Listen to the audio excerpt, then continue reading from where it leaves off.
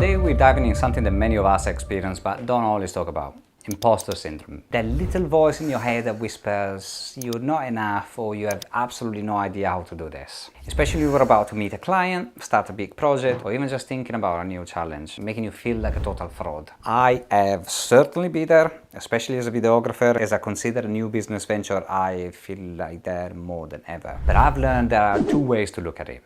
There is one that paralyzes you, and there's the one that surprisingly can actually push you. I remember this one time early on that I was asked to do a video for a charity connected to a law firm, and honestly they fell completely out of my depth. That was my actually first big booking, and all my head was screaming that I wasn't ready, I didn't plan enough, I should have prepared more questions, I should have brought more cameras, and probably film about like 30% amount of B-roll compared to what I should have. But I adopted this mindset. Okay, I'm not 100% sure, but I'm going to give you my 200% best. Some call it fake until you make it, and I simply pushed through the intimidation. I did my absolute best, and you know what? In the end, the video turned out to be pretty decent.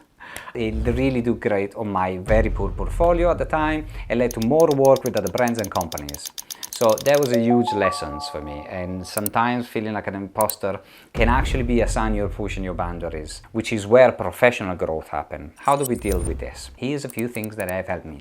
Try to reframe the faking until you make it, because it's not about being dishonest, it's about having the courage to try while you're still learning. The key is to study and prepare as much as you can, because confidence often follows competence. So you can make it and you can learn on the spot. Also, ask what's the worst that it can happen. Seriously, okay, like maybe don't try this at a wedding shoot where moments are once in a lifetime, but for most things, if a video isn't perfect, if the client isn't thrilled, though you'll try your best that they are, is it the end of the world? Probably not. You learn, adjust, move on, take a feedback. This helps to take the pressure off and de-dramatize a little bit the situation. Cultivate a bit of blind faith and positivity.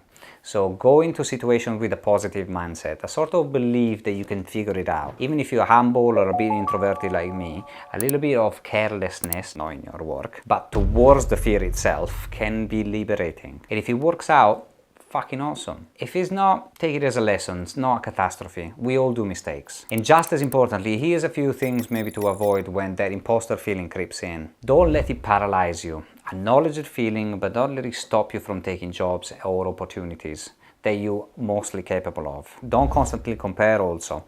Resist scrolling endlessly through others' highlight reels and thinking that you're less. Everyone is on their journey at the different stages of their career, so you're not less of them. And also don't dismiss your wins. When you do succeed, own it. Don't classify it straight away to luck, because you earned it, so celebrate it. Imposter syndrome might always be there in the background, especially when you're ambitious and aiming higher. And it's totally okay to be humble and aware of your limits, but it's equally important to push those limits. So it's not about being cringe or overly confident, it's about giving yourself a fair shot. So be brave, be prepared, and remember taking on challenges even when you feel like an imposter, because this is how you grow. I hope hearing about my experiences helps you now go and create. Boom.